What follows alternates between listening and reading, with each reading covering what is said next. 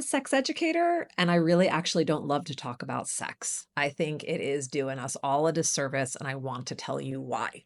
My name's Darshana Avila, and call myself an erotic wholeness coach. To me, that is way more encompassing of the truth of who we are and really gets to the heart of what most of us care about, even if those words don't totally make sense to you yet. So stay with me because I'm going to break it down.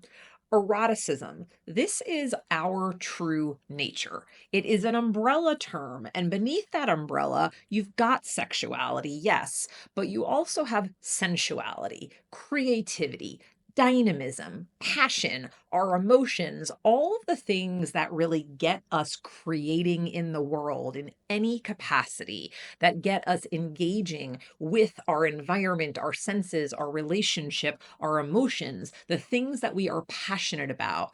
That has its root in our erotic nature. To me, eroticism is more of a synonym for life force energy than it is for sex. Sex is an expression of the erotic. Now, our wholeness, what do I mean when I talk about that? We all are made of many, many parts full of desires, needs, preferences, boundaries. We're shaped by the experiences of our lives, or shaped by our culture, our relationships.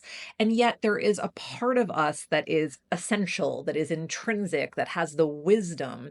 And part of what really allows us to access that then is when we are balanced in the fullness of our erotic expression, when we're including all the parts of ourselves. So we exist in a culture that is really imbalanced. And when it comes to sex in particular, there's this really weird polarization. And I think you're going to understand this, right? You know it through your own lens. On the one hand, sex is so important. We need to have it a particular way at a certain frequency, and it should look like this and it should feel like that. But also, sex is dangerous, vilified, full of shame, suppressed. There's all these things that are competing energies. They're very, very warped. They're imbalanced unto themselves. And when we are talking about sex all the time, emphasizing sex as the most important thing in a relationship, we're really missing out on a lot and feeding that imbalance. So, what should you focus on instead? What do I prefer to talk about instead, given the fact that this is my professional life? It's literally what I do day in and day out. It's why people come, pay me money, sit in my office with me. Rather than the focus on sex, let's talk about intimacy and again, eroticism. Intimacy, we are wired for connection. Whether it's in platonic, romantic, sexual, familial relationships, the desire to see and be seen, to know and be known, to really feel another person with us, whether that is manifesting through physical touch, through opening your heart, through sharing values and perspectives. The intimacy that we can create between ourselves and others is something that we're made for. We're not made to exist in isolation. Many of us have learned, particularly the men out there, because this is our dominant culture, but it is never an exclusively gendered thing.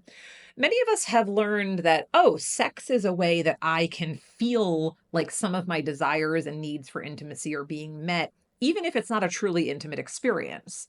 And there too, an imbalance is present. The lack of physical affection that men might feel permission to exchange among themselves or with friends or what have you, the way that many of us shut down our emotional selves, our deep inner world, and don't really feel like we are known and seen by the people around us, it leaves us starving, truly starving for a quality of connection that sex might seem like a great substitute for.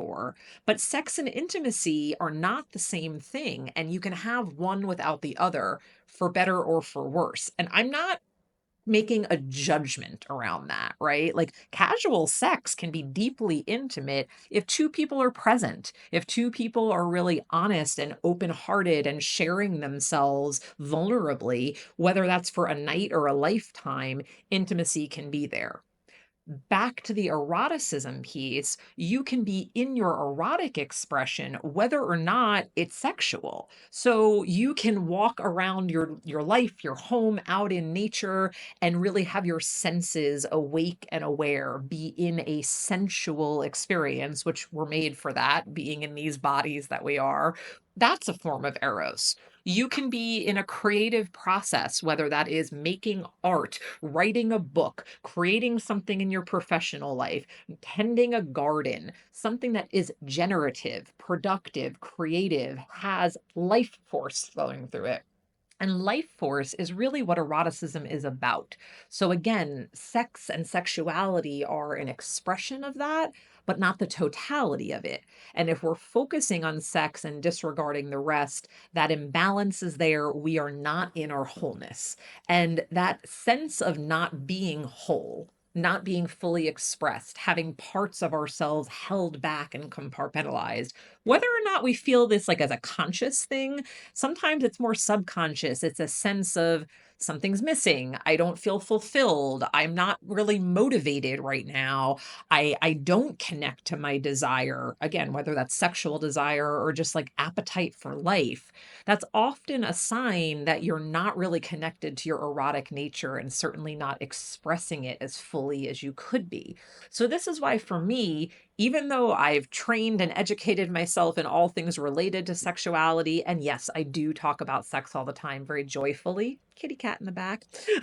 um, that isn't the thing to focus on, in my opinion. If you want to feel more actualized and more satisfied, whether this is you with a lover or a partner, you with your dearest friends, community, whomever it might be, you're going to get more out of exploring what your true erotic nature is and the forms of intimacy that are really most joyful for you, as opposed to focusing on sex alone.